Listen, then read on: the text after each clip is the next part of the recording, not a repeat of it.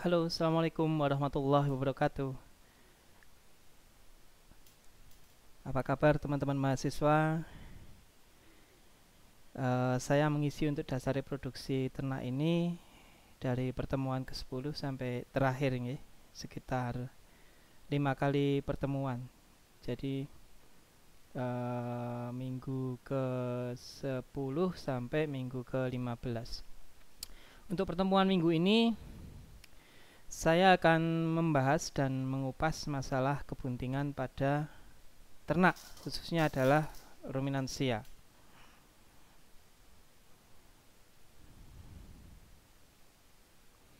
Kebuntingan atau pregnancy itu ada beberapa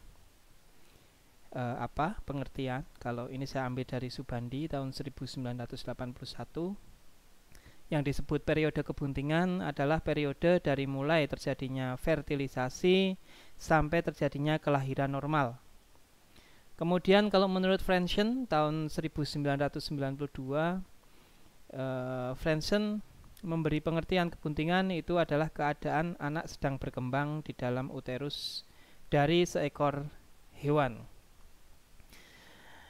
Nah, ini adalah gambaran proses dari mulai fertilisasi sampai terjadinya awal kebuntingan.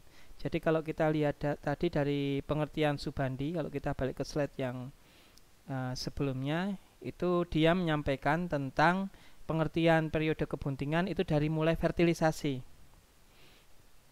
Nah, ini adalah gambarannya. Kalau ada lihat di yang bagian skema itu, dia ada proses ovulasi, pelepasan telur yang sudah masak sel telur, itu belum masuk ke proses kebuntingan. Kemudian ketika terjadi pembuahan atau adanya gamet jantan, dalam hal ini adalah spermatozoa, itu masuk ke saluran oviduct, itu dia bertemu dengan sel telur, kemudian terjadi fertilisasi. Nah, di sini mulai atau awal dari dimulainya proses kebuntingan atau periode kebuntingan. Nah, setelah fertilisasi nanti 43 jam dia akan mengalami proses pembelahan atau cleavage. Dari fertilisasi itu selama 43 jam, dari pembuahan terjadi pembelahan, kemudian terbentuk morula. Jadi nanti ada zigot itu hasil dari fertilisasi, kemudian mengalami cleavage, zigot, morula, blastula, gastrula. Nah, kemudian dia 3 sampai 7 hari dia akan berada di dalam kornu uterus. Nah, di kornu uterus ini dia akan mengalami proses implantasi atau penempelan. Nah, kalau pada foto yang di sebelahnya ini adalah proses dari perkembangan yang dia sudah berupa embrio. Kalau adik-adik lihat di sana sudah ada bentuk ya, bentuk dari embrio, bentukan individu yang masih kecil, kemudian dilapisi oleh cairan amnion, kemudian ada chorioallantois dan menempel ke bagian dinding uterus dia dengan plasentom di sini. Kalau ada plasentom banyak seperti ini berarti dia adalah ruminansia. Nah, kemungkinan besar ini adalah sapi dalam foto ini. Nah, ini adalah perkembangan embrio. Dari mulai terjadinya fertilisasi atau pertemuan gamet jantan yaitu spermatozoa dan gamet betina yaitu sel telur. Nah, ini nanti akan membentuk yang namanya zigot. Nah, zigot ini akan membelah. Dari satu zigot dia membelah menjadi 2 sel, tapi dia masih dalam satu selubung sel. Kemudian setelah itu dia membelah sampai 4 sel, 4 sel, kemudian 8 sel. Nah, ini masih kita sebut sebagai zigot. Nah, setelah dia mengalami pembelahan, yaitu jumlahnya menjadi 16 sampai 64 sel, itu kita sebut sebagai morula. Dan melanjut ke dia adanya blastosit. Kemudian blastosit ini akan mulai berjalan ke arah kornu uterus. Kemudian di sana dia akan mengalami yang namanya penempelan atau implantasi ke dinding uterus. Ini adalah bagian-bagian dari calon embrio. Jadi nanti akan terbentuk 3 lapis awalnya, yaitu ada exodem, ada mesodem, ada endodem. Nah, kalau bagian extrodem atau lapisan yang paling luar itu nanti dia akan mengalami organogenesis atau membentuk sistem-sistem organ, yaitu dari sistem saraf pusat, kemudian organ-organ sensorik, kemudian juga dia akan organogenesis menjadi glandula mamari, kemudian kelenjar keringat, kulit, rambut. Kemudian kalau bagian mesodermal itu dia nanti akan mengalami organogenesis untuk membentuk sistem organ sirkulatori atau peredaran darah. Kemudian juga sistem organ skeletal atau tulang, rangka, kemudian juga muscle atau otot, kemudian sistem reproduksi baik jantan maupun betina, ginjal, dan saluran dari urinasi. Sementara bagian lapisan yang paling dalam atau endodermal, dia akan membentuk sistem digestif atau pencernaan, kemudian ada hati, paru-paru, pankreas, glandula tiroid, kemudian glandula-glandula yang lainnya. Jadi tadi dari zigot itu kemudian dia berkembang membentuk 3 lapisan, ektodermal, mesodermal, dan endodermal. Nah, masing-masing lapisan ini dia akan mengalami organogenesis untuk membentuk sistem organ sendiri-sendiri sehingga membentuk suatu individu secara lengkap. Kemudian di sini ada sistem plasentasi. Ada pengertian di sini, plasenta yaitu organ ekstra embrioner yang berfungsi sebagai perantara dalam hubungan fisiologis antara fetus dengan induk serta sebagai organ sekresi internal dari beberapa hormon. Jadi plasenta ini dia akan menghubungkan antara anak fetus dengan induk. Dia akan menghubungkan. Nah, ini nanti hubungan ini dia untuk proses-proses fisiologis seperti suplai nutrisi, oksigen, pembuangan CO2 dan lain sebagainya. Kemudian plasenta ini ada 2 bagian, yaitu plasenta fetus atau kita sebut sebagai chorioallantois yang terdiri dari chorion dan allantois atau kemudian disebut juga sebagai kotiledon.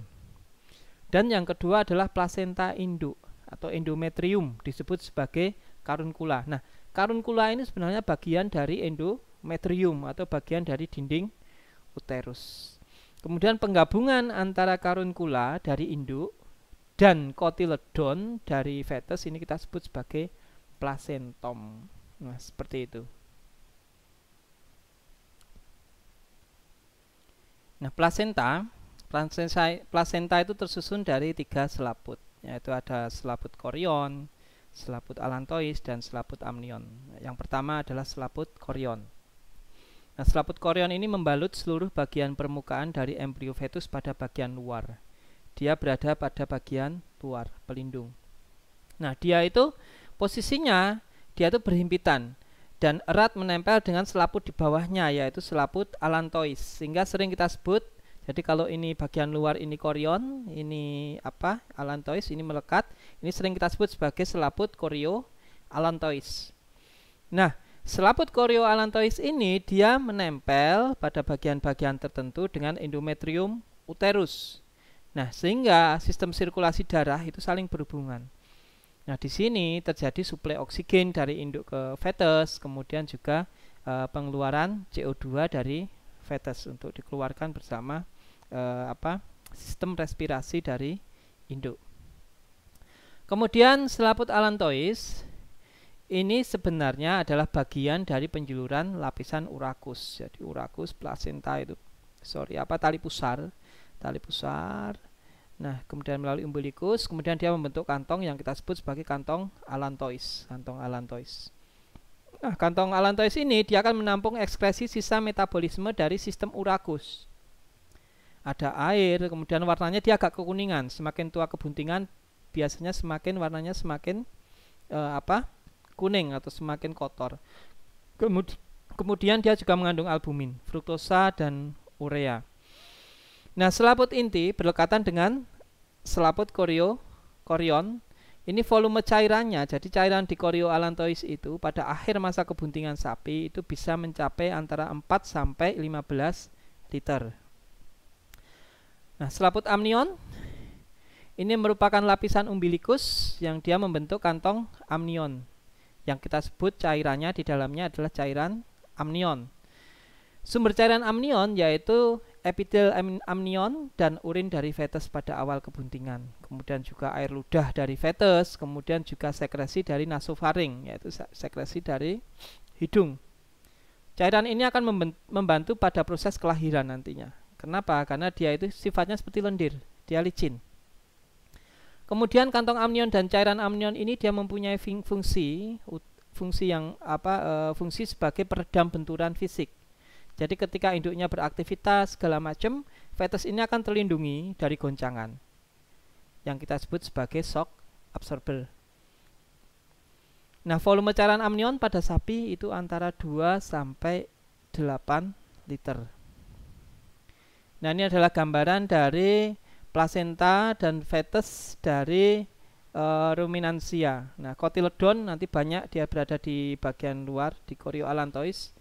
Itu yang akan nanti menempel langsung ke endometrium dari induk atau bagian uterus dari induk. Kemudian itu ada fetus di situ gambarannya yang dia diselimuti oleh lapisan amnion. Kemudian kita bahas juga, ini hanya tambahan wawasan aja, ada tipe-tipe plasenta. Ada yang pertama adalah plasenta diffusa. Jadi villi menyebar hampir merata pada seluruh permukaan selaput korion. Ini contohnya babi dan kuda, tapi kita tidak akan mempelajari lebih dalam untuk masalah ini. Kemudian ada plasenta tipe cotyledonaria, jadi villi terbatas hanya pada daerah cotyledon. Nah, ini biasanya pada ruminansia. Jadi nanti banyak cotyledon yang dia menyelimuti plasenta. Nah, pada plasenta yang dari fetus ini kita sebut sebagai cotyledon. Kemudian sedangkan pada endometrium itu kita sebut sebagai karunkula. Kalau dia menempel, nah satu paket ini kita sebut sebagai plasentom. Nah, di situ nanti sirkulasi darah itu saling berhubungan antara induk dan fetus. Kemudian ada zonaria, ini biasanya pada karnivora. Kemudian ada discoid. Discoid ini pada primata dan manusia, bentuknya seperti cakram. Ini gambarannya, ada yang diffusa, discoid, kemudian cotyledon. Cotyledon itu pada ruminansia. Kemudian ada zonaria ini pada karnivora ya. Kemudian discoid ini pada primata termasuk manusia. Nah, bagian merah-merah itu yang dia nanti akan menempel pada bagian endometrium uterus dari induk. Nah, ini kalau kita lihat susunannya ada pada manusia, karnivora, kemudian pada babi, sapi, dan kuda. Itu perlekatannya seperti itu. Ada sel-sel epitel, kemudian ada kapiler-kapiler darah. Kemudian fungsi plasenta. Fungsi plasenta yang pertama adalah sebagai pengikat. Ini untuk mencegah abortus. Jadi mengikat fetus kepada induknya. Panjangnya bisa 30 sampai 40 cm. Nah, pada periode kelahiran nanti fiksasinya akan melonggar karena adanya pengurangan volume villi yang bertautan antara induk dan fetus. Kemudian fungsi yang kedua adalah untuk pengaturan sistem permeabilitas. Jadi sistem komunikasi antara darah, fetus, dan induk. Kemudian dia juga untuk antibodi tertentu itu juga dia karena barier permeabilitas, dia ada yang tidak bisa menembus sistem membran plasenta. Makanya pada induk yang sudah melahirkan, pedet atau anakan yang sudah lahir itu dia wajib mendapat kolostrum. Kenapa? Karena nggak semua antibodi induk itu dia bisa diwariskan pada saat kebuntingan dan hanya bisa diperoleh pada saat dia lahir, yaitu dengan mengakses atau mengkonsumsi kolostrum yang diproduksi pada air susu induknya. Nah, ini pentingnya kolostrum itu di sini. Kemudian dia juga berfungsi untuk peranan hormonal. Jadi pada awal kebuntingan itu ada korpus luteum akan terbentuk. Kemudian dia akan menghasilkan progesteron. Nah, progesteron ini sebagai pemelihara kebuntingan. Namun korpus luteum ini tidak akan selamanya menghasilkan progesteron.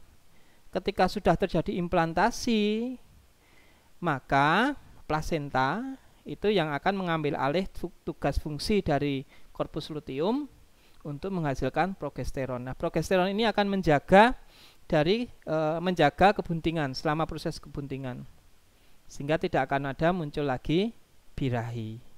Karena ketika progesteron tinggi, maka estrogen akan turun atau terdepres, sehingga birahi tidak akan muncul. Ini adalah tabel lama implantasi atau perlekatan pertautan antara fetus dengan induk pada beberapa ternak. Nah, kalau yang pertama ini pada sapi, jadi pertautan itu dimulai 28 sampai 32 hari setelah fertilisasi. Kemudian baru akan selesai 40 sampai 45 hari. Jadi hati-hati ketika nanti ada sapi yang diinseminasi buatan, kemudian pada waktu-waktu itu ternyata diinseminasi lagi. Nah, ini bisa mengalami keguguran atau abortus.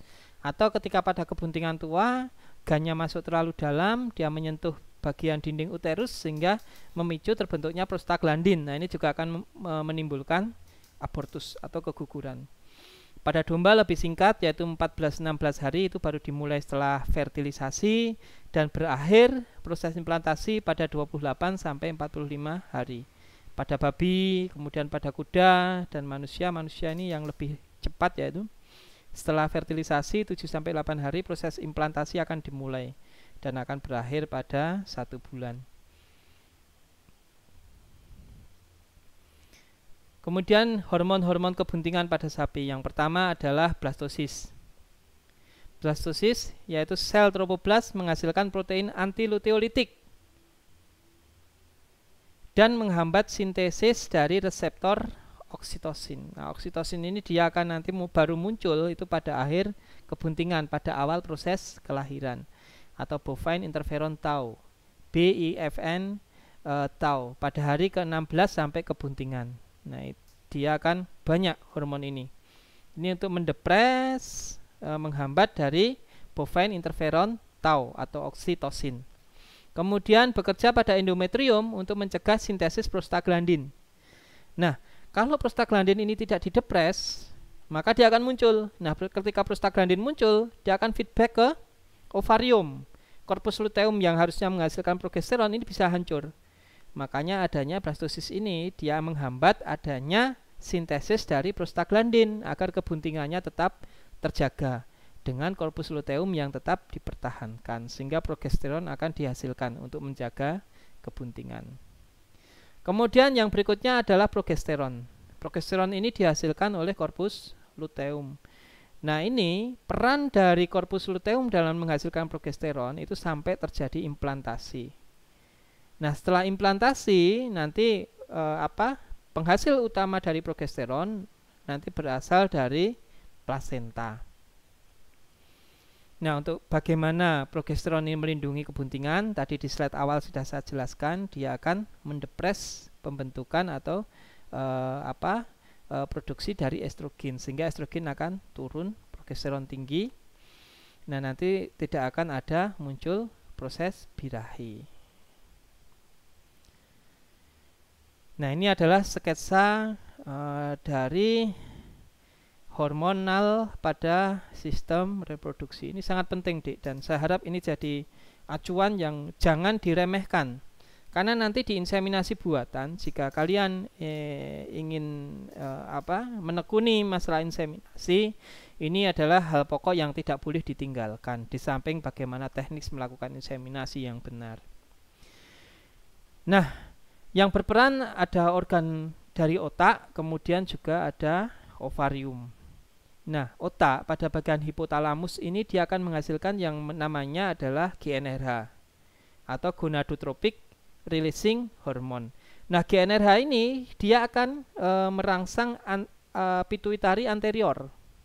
Ini juga masih pada bagian otak untuk menghasilkan FSH yang pertama atau follicle stimulating hormone. Jadi hormon yang menstimulasi folikel. Nah, FSH ini dia bekerja ke organ ovarium. Nah, ketika ovarium mendapat suplai FSH, maka akan terjadi pemasakan folikel, ya kan? Dari folikel yang masih muda, dia akan menjadi sel telur yang sudah masak. Nah, ovarium ini dia nanti akan menghasilkan yang namanya estrogen. Estrogen ini akan menimbulkan atau merangsang adanya gejala klinis dari birahi, sehingga nanti ternak akan memunculkan gejala birahi seperti tingkah lakunya berubah, kemudian abang-abu anget pada bagian luar dari vulva, kemudian keluar lendir segala macam. Nah, ini yang mempengaruhi adalah estrogen. Kemudian estrogen ini nanti dia akan mempengaruhi kembali ke otak, ke hipotalamus. Sehingga hipotalamus akan memunculkan gen RH lagi, kemudian pituitari anterior akan mengeluarkan hormon yang kedua, yaitu LH, luteinizing hormone, atau hormon yang dia sifatnya adalah luteinolitik. Nah, LH ini dia akan merangsang folikel yang sudah masak tadi untuk dilepaskan sel telurnya, atau kita sebut sebagai ovulasi. Nah, setelah ovulasi, inilah waktu optimum ketika terjadi perkawinan. Namun perkawinan alami biasanya lebih awal dari proses ovulasi, sehingga ada waktu untuk perjalanan sperma ke oviduct. Nah, sel telur akan keluar, ditangkap oleh oviduct, kemudian masuk, terjadi fertilisasi jika ada sperma yang masuk. Nah, ketika terjadi fertilisasi, maka korpus luteum akan terbentuk. Jadi bekas dari folikel yang pecah yang mengeluarkan sel telur ini, dia akan dipertahankan. Korpus luteum ini jadi korpus luteum gravidatum, kemudian dia menghasilkan progesteron. Nah, progesteron ini dia akan mempengaruhi hipotalamus agar tidak menghasilkan GnRH karena ada fertilisasi.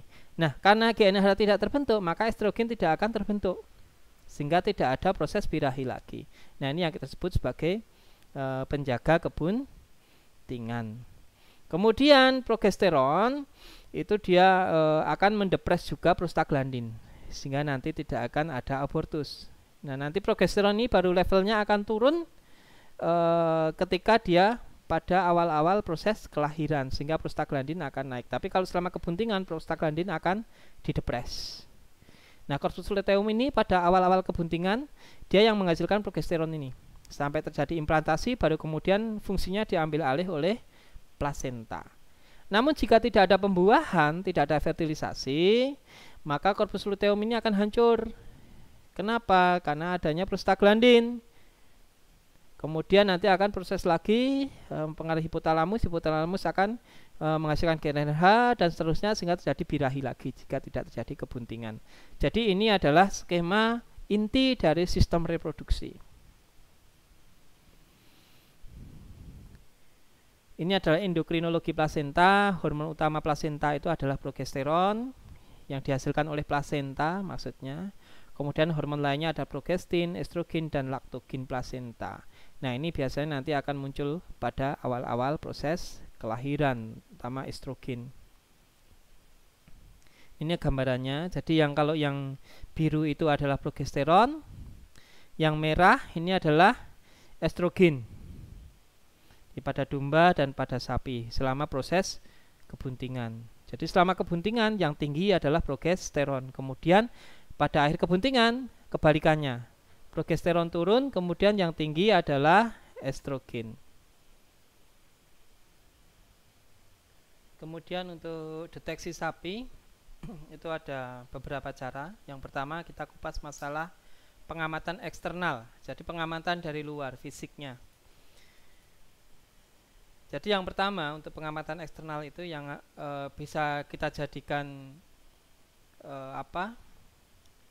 acuan, itu yang pertama adalah berhentinya gejala birahi sesudah inseminasi buatan ataupun perkawinan alami. Tapi sebagai catatan adik-adik, itu tidak berarti 100% menjamin bahwa ternak itu sudah mengalami kebuntingan.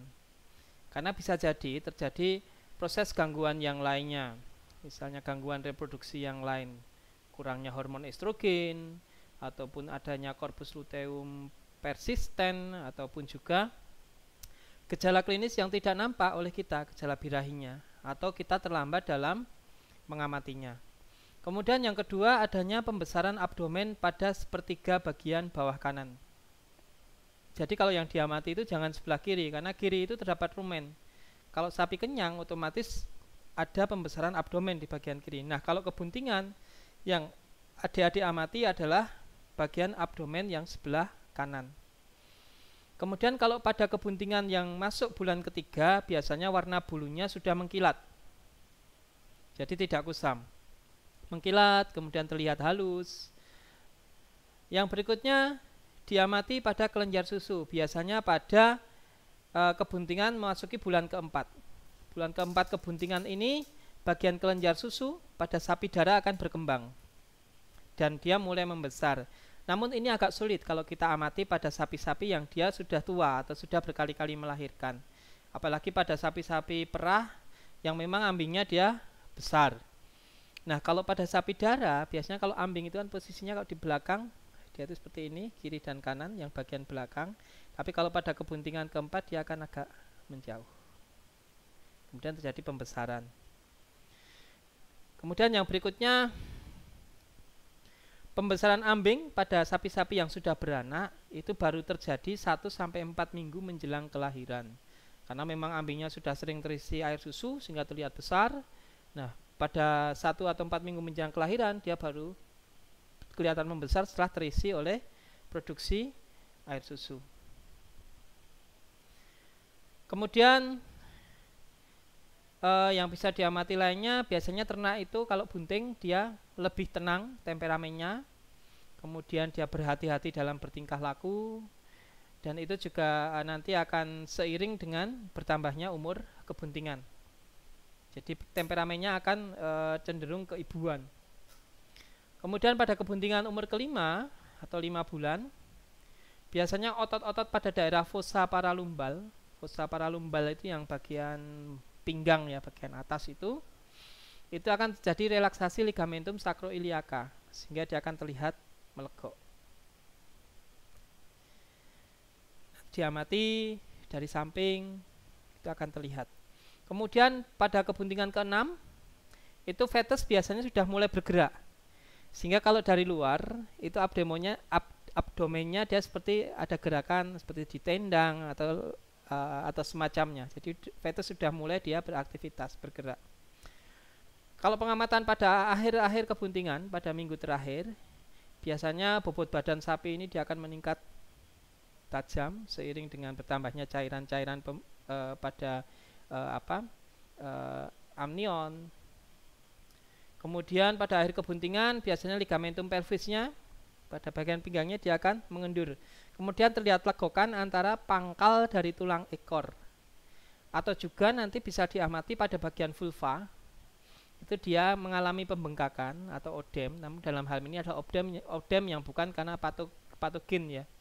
Tapi dia odem karena dia bersiap akan melahirkan. Kemudian terjadi relaksasi pada vulva. Jadi odemnya dia rilaks. Seperti itu. Kemudian cara yang lain yaitu dengan pemeriksaan perektal atau sering kita sebut sebagai PKB, yaitu pemeriksaan kebuntingan. Dengan kita memasukkan tangan kita langsung eksplorasi ke dalam rektum, ke dalam rektal. Nah, diagnosa kebuntingan ini yang paling murah dan akurasinya sampai saat ini untuk yang sudah terlatih jam terbangnya ini tinggi akurasinya.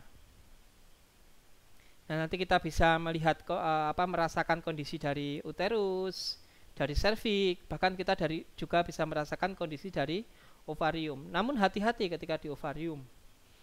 Karena ketika kita salah atau kita tekan terlalu keras, kemudian corpus luteumnya itu sampai dia pecah atau rusak, maka akan terjadi abortus.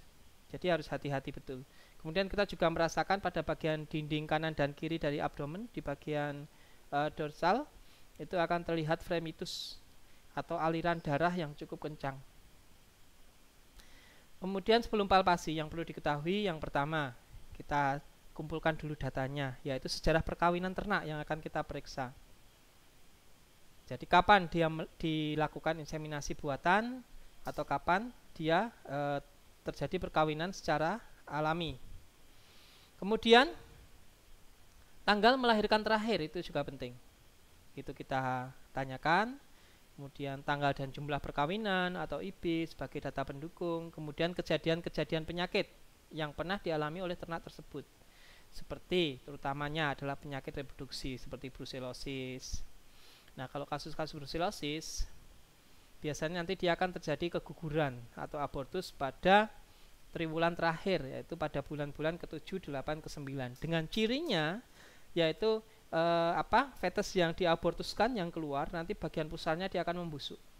Dan hati-hati kalau menjumpai hal seperti itu karena itu bersifat zoonosis, bisa menular ke manusia. Ini saya sampaikan juga untuk teknik secara ringkas untuk PKB, pemeriksaan kebuntingan. Pertama yaitu APD, alat pelindung diri, harus benar-benar adik siapkan seperti sepatu boot, pakaian lapang, kalau bisa berlengan pendek ya. Bisa juga pakai lengan panjang, nanti kita gulung gulung sampai ke siku. Kemudian kuku yang meriksa ini harus tumpul, harus dipotong, tidak boleh ada kuku yang panjang. Kemudian tidak boleh menggunakan cincin, dilepas semua termasuk jam tangan, itu juga tidak boleh. Kemudian kita lakukan pemeriksaan sesuai dengan kebiasaan kita, bisa pakai tangan kiri atau tangan kanan. Kalau saya biasanya memakai tangan kiri. Kemudian posisi tubuh harus aman dari sepakan. Jadi kalau kita pakai tangan kiri, maka kaki kiri di bagian depan, tubuh kita agak menyamping, dan kaki belakang, yang bagian belakang adalah kaki kanan. Dengan tumpuan adalah kaki kanan. Sehingga ketika ada pergerakan yang membahayakan kita, maka kita bisa menghindar mundur dengan cepat. Kalau tumpuannya adalah kaki kiri, itu akan kesulitan. Kita butuh waktu untuk merubah posisi tubuh kita. Kemudian memakai sarung tangan plastik atau gloves sebagai pengaman dan dikasih pelicin. Kemudian ketika tangan memasukkan ke dalam rektum, posisinya adalah seperti ini, mengkerucut. Jadi jangan dibuka atau jangan mengepal, tapi mengkerucut. Nah, ketika dimasukkan, yang pertama kita cari adalah cervix. Cervix itu dia kalau kita raba, dia bagiannya dia lebih masif, lebih keras daripada bagian yang lainnya. Kemudian dia berbentuk seperti pipa. Namun pada kebuntingan kelima, bulan kelima, biasanya cervix akan sulit kita cari. Kenapa? Karena posisi fetus dia sudah jatuh ke dasar abdomen, sehingga cervixnya akan tertarik atau ditarik ke bawah. Ini yang agak sulit. Dulu waktu awal-awal PKB saya belajar, ketika dites kebuntingan kelima saya sempat salah. Ketika ditanya sama instrukturnya, ini bunting atau tidak? Saya jawab tidak. Kenapa? Karena saya tidak menemukan cervix segala macam. Nah, kemudian dia cek, ini bunting, coba rasakan. Tangan saya ke bawah, ternyata cervixnya dia tertarik ke bawah. Sehingga kadang ketika kita memeriksa kebuntingan dengan eksplorasi rektal, itu kita tidak perlu sampai memegang fetusnya. Kadang cervix itu juga sebagai penanda, terutama pada kebuntingan bulan kelima. Kemudian setelah cervix ditemukan, maka tangan kita ke depan untuk melakukan eksplorasi berikutnya, yaitu meraba bagian uterus dan kornu uteri. Pada kebuntingan awal, kornu uteri biasanya kalau dia mengalami kebuntingan, itu dia akan mengalami pembesaran di salah satu sisi, yaitu bagian kanan atau bagian kiri. Nah, ketika kita memegang kornu uteri tadi yang mengalami pembesaran, entah kanan atau kiri, itu jangan terlalu keras, karena itu bisa menimbulkan abortus. Pertautan fetus dan bagian endometrium dari induk bisa lepas. Jadi harus benar-benar berhati-hati. Kemudian pada kebuntingan kelima keenam, ketika kita belum yakin, ketika kita sudah merasakan cervixnya tertarik ke bawah, maka kita bisa tangan kita pindah ke sisi bagian atas kanan ataupun kiri dinding abdomen. Itu nanti akan ada arteri yang namanya arteria uterina media, ada di kanan dan kiri. Itu terjadi adanya fremitus atau aliran darah yang cukup deras. Jadi rasanya seperti alirannya cukup keras. Kita bisa merasakan ser gitu. Nah, seperti itu.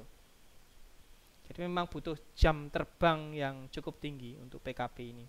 Namun selama ini yang paling efektif yang bisa kita lakukan dan paling murah, bisa dilakukan kapan saja. Ini adalah beberapa gambaran pada kebuntingan, yaitu yang pertama bulan ketiga.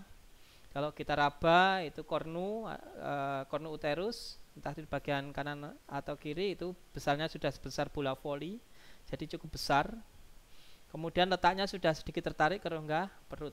Fremitus sudah bisa kita rasakan. Kemudian yang kalau bulan kelima itu fetus dia sudah turun ke dasar abdomen, sehingga yang kita perlu deteksi adalah serviks, kemudian adanya juga adalah fremitus. Pada bulan ke-6 nanti posisi fetus sudah mulai naik lagi, dia sejajar dengan pelvis, sehingga apa, ketika kita raba tangan kita masuk, kita kadang sudah bisa merasakan adanya gambaran dari fetus itu, entah itu kaki ataupun kepala. Kemudian fremitus juga masih bisa kita deteksi. Kemudian bulan ke-7 fetus sudah semakin bisa kita rasakan, misalnya teracak dan segala macamnya, fremitus juga masih bisa kita deteksi. Bulan ke-9 itu biasanya posisi fetus dia sudah mengarah ke saluran reproduksi untuk persiapan kelahiran. Jadi yang kalau kita raba, yang pertama kita bisa deteksi setelah serviks itu adalah teracak kaki, 2 kaki. Kemudian kalau kita mundur lagi, kemudian ada kepala. Kemudian kalau kita lihat di bagian fisiknya, dari induknya itu sudah otot tulang panggul sudah mulai mengendur, vulva membengkak, kemudian keluar lendir segala macam. Ini parameter lain pemeriksaan kebuntingan perektal pada sapi. Ketika tidak bunting, maka serviks akan terlihat normal, tidak tegang segala macam. Kemudian kornu uteri kanan kiri dia ukurannya sama. Kemudian bifurkasio uteri, pangkal dari percabangan antara kornu uteri itu bisa kita rasakan. Kalau 1 bulan kornu uteri sudah mulai tidak simetris, sudah mulai bengkak, ada semacam pembesaran sebesar bola pingpong. Kemudian kalau ke ovarium kita cek adanya corpus luteum pada ovarium. Nah, corpus luteum itu bentuknya, kalau kita raba ovarium dia bulatan, kemudian ada lagi bulatan yang menempel. Nah, itu yang kita sebut sebagai corpus luteum. Dan ini jangan dipecah. Kalau dipecah nanti bisa menimbulkan abortus. Namun juga harus kita cek dibedakan antara sista ovari dengan corpus luteum. Kemudian pada 2 bulan kornu uterinya sudah mulai membesar pada bagian yang terdapat implantasi, berisi air dan lain sebagainya. Bulan ketiga ini sudah mulai membesar untuk bagian dari kornu uteri yang terisi oleh fetus, implantasi sebesar bola voli.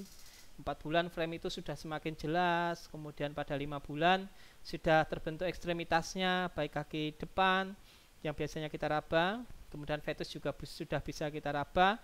Namun ini jauh karena dia sudah berada di dasar abdomen, tangannya harus panjang ini. Namun kalau tidak sampai, ya cukup kita deteksi posisi dari serviks. Serviks akan tertarik ke bawah, juga adanya fremitus. Kemudian pada 6 bulan dia sudah mulai ke atas untuk fetusnya. Kemudian pada kelenjar ambingnya dia juga sudah mulai membesar. Bulan ke-7 fremitus masih kita bisa raba, fetus bisa kita raba. Bulan ke-8 semakin jelas, dan bulan ke-9 semakin mudah untuk kita raba. Nah, ini kalau sudah menjelang kelahiran, adanya ligamentum sacrus sciatic relaksasi, yaitu pada bagian panggul ototnya. Dari belakang akan kelihatan, dia akan relaksasi sehingga seperti legok, ada legok, kemudian tulang belakang legok lagi.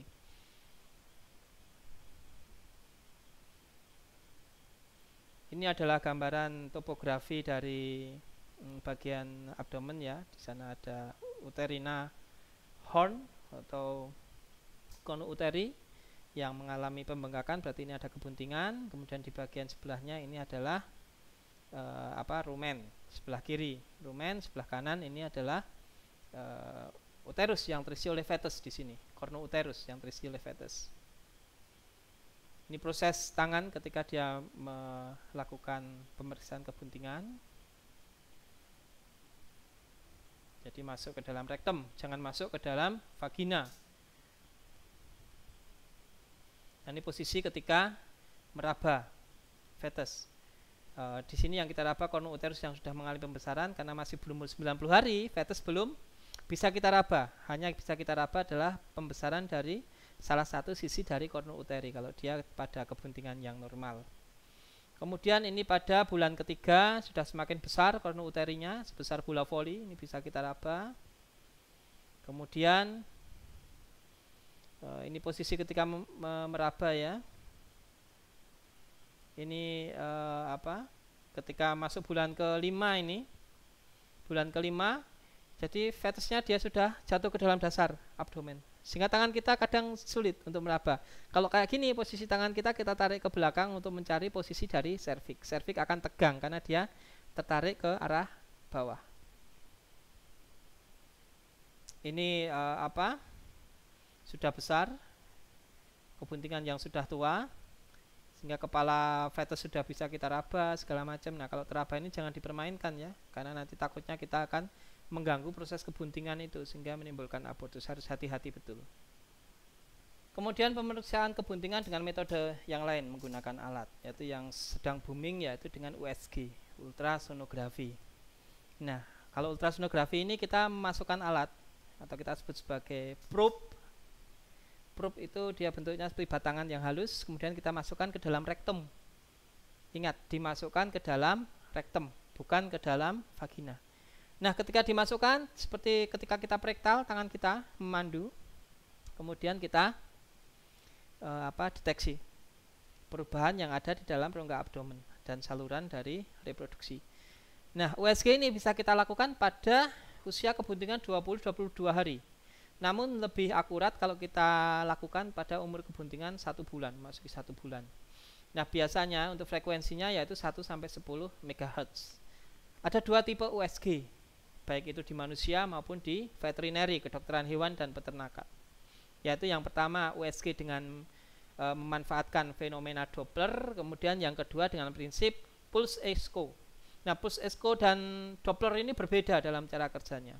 Nah, untuk yang Doppler itu transducer atau probe, itu ketika kita masukkan secara rektal, kita eksplorasi bagian abdominal, kemudian rektum, kemudian di bagian saluran reproduksi tentu akan terbaca, itu akan mengeluarkan frekuensi tinggi, suara frekuensi tinggi atau ultrasonik. Nah, nantinya pergerakan jantung dari fetus dan aliran darah dalam fetus pada pembuluh umbilikusnya terutama, serta sirkulasi maternal yaitu arteri uterina medianya, itu akan terbaca frekuensinya, itu memantul ke probe lagi, kemudian dikonversi ke suara yang dapat kita dengar, sehingga terdapat nanti suaranya ada suara di samping dari induknya ada tambahan dari sirkulasi dari fetusnya, kemudian ada suara fremitusnya. Itu. Jadi ketika kita arahkan probe ke bagian atas, maka yang terdengar adalah suara desiran arteria uterina media. Kalau ke bawah nanti ada suara tambahan yang suara desiran atau jantung dari fetus. Kemudian yang kedua adalah pulse echo. Nah, kalau pulse echo ini yang biasa dipakai di lapangan. Ketika probe kita masukkan ke dalam rektum, kemudian kita eksplorasi di sana, itu nanti ada getaran ultrason. Nah, getaran ini yang pada dari probe ini nanti dilepas dari probe ini akan kontak dengan jaringan dan akan memantul ke transducer lagi, ke probe lagi, kemudian dikonversi ke layar melalui energi elektrik. Nah, di sana kemudian didisplay.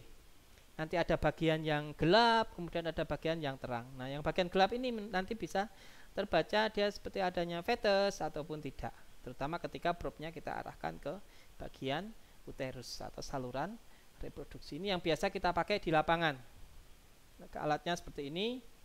Ada probe, kemudian ada monitor atau layarnya. Nah, ini juga perlu keahlian khusus untuk bisa membaca gambaran yang terdisplay di monitor ini. Jadi memang nggak semuanya bisa, tapi ini sebagai tambahan wawasan kita. Kemudian yang kedua menggunakan stetoskop, yaitu mendengarkan auskultasi jantung dari fetus, terutama pada kebuntingan kelima. Nah, nanti stetoskop kita arahkan ke bagian abdomen sebelah kanan. Kita cari suara-suara yang dia itu mengarah ke detak jantung. Kalau detak jantung induk dia di bagian torak, nah ini di bagian abdomen. Nanti yang terdengar adalah detak jantung fetus. Ini pun butuh keahlian khusus karena agak sulit juga. Jadi masih di sini adalah PKB dengan eksplorasi rektal dengan tangan itu yang paling efektif dan mudah. Kemudian deteksi progesteron plasma atau air susu. Ini bisa juga kita manfaat sebagai tes kebuntingan karena CL memang ada dan menghasilkan progesteron pada semua ternak. Namun ini tidak saya sarankan. Kenapa? Karena pada kasus-kasus tertentu itu progesteron juga tinggi walaupun tidak bunting. Misalnya pada akhir dari masa birahi, progesteron dia akan sempat tinggi, kemudian dia turun lagi. Jadi di sini ini tidak saya sarankan. Kenapa saya sampaikan? Ini untuk gambaran dari adik-adik. Oh, kok ada Pak yang jual kit atau rapid test untuk kebuntingan. Itu sampai sekarang untuk akurasinya belum bisa dipertanggungjawabkan. Jadi yang saya sarankan adalah pemeriksaan kebuntingan secara manual, yaitu dengan memeriksa dengan tangan kita, eksplorasi rektal. Nah, ini masih dari yang tadi, progesteron susu bisa kita ambil dan dibandingkan dengan darah. Namun ini juga mahal kalau kita menggunakan RIA, radioimmunoassay. Jadi ini tidak saya sarankan karena mahal. Kalau yang rapid yang dijual itu akurasinya lebih tidak jelas atau tidak bisa dipertanggungjawabkan. Kemudian lama kebuntingan. Lama kebuntingan ini ada beberapa tabel di sini, namun pada umumnya lama kebuntingan pada sapi adalah 9 bulan 10 hari. Walaupun ada kemungkinan maju mundurnya, tapi secara umum adalah 9 bulan 10 hari seperti pada manusia. Kalau domba dia lebih pendek, yaitu rata-rata 148 hari atau sekitar 3,5 bulan ya, 3,5 bulan. Kambing juga tidak jauh beda. Kemudian pada babi ini juga saya sampaikan, nanti bisa dipelajari. Oke, itu yang bisa saya sampaikan untuk materi tentang kebuntingan dan implantasi atau pregnasi dan implantasi. Semoga bermanfaat untuk teman-teman mahasiswa semua. Terima kasih, tetap jaga kesehatan. Assalamualaikum warahmatullahi wabarakatuh.